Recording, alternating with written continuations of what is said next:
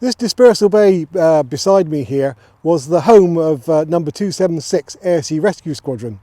Now, before the Battle of Britain, the whole concept of air sea rescue had never been considered at all.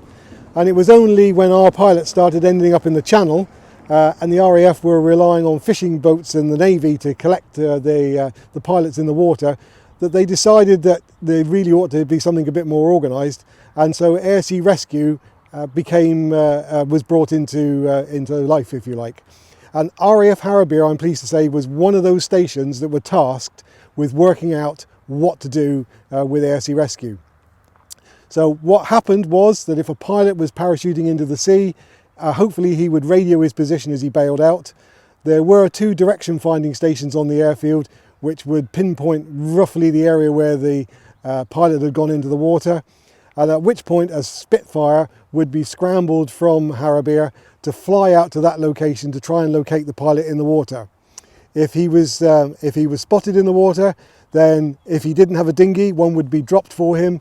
But other than that, smoke floats would be dropped, and at that point, the pilot of the Spitfire would circle overhead, and he would either then call up a Lysander, perhaps if he needed more dinghies, and the Walrus aircraft would also be scrambled from here.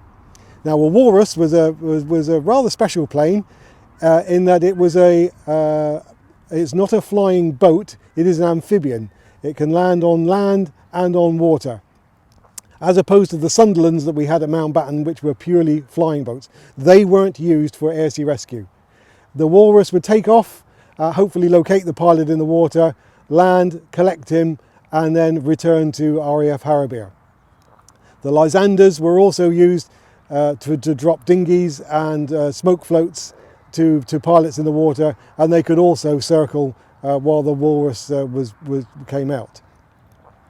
The other dispersal bays here, they were used for fighter activity and also fighter bomber activity. The first aircraft here were Blenheims from 500 Squadron, but when the airfield started to become fully operational, the first squadron here that were posted here were Polish 302 Squadron, and they occupied the dispersal bays further around the corner.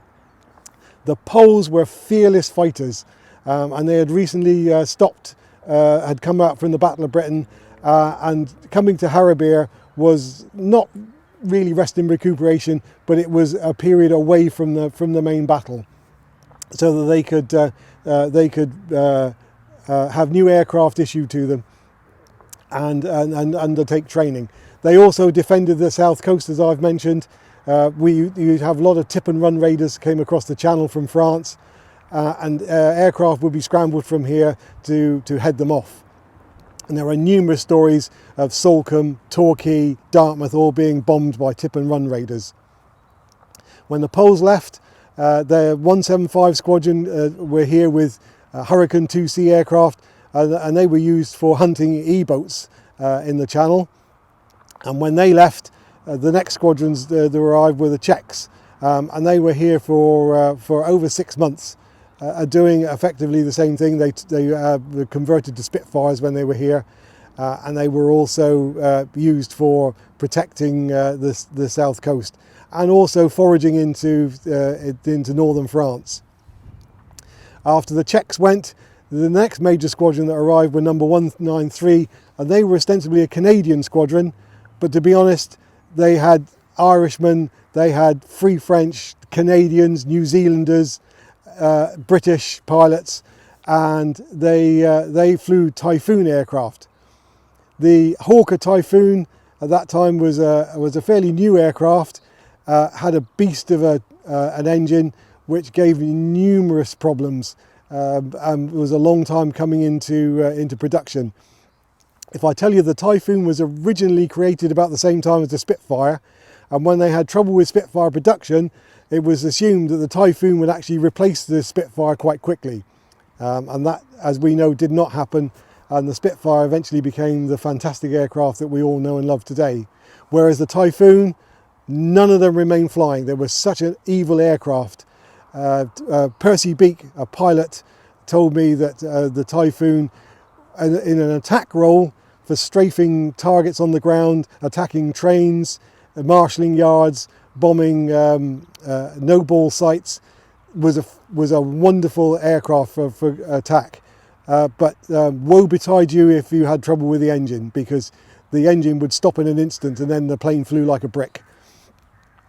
When 193 left, they were replaced by numerous aircraft, other squadrons, as we had the run up to D-Day.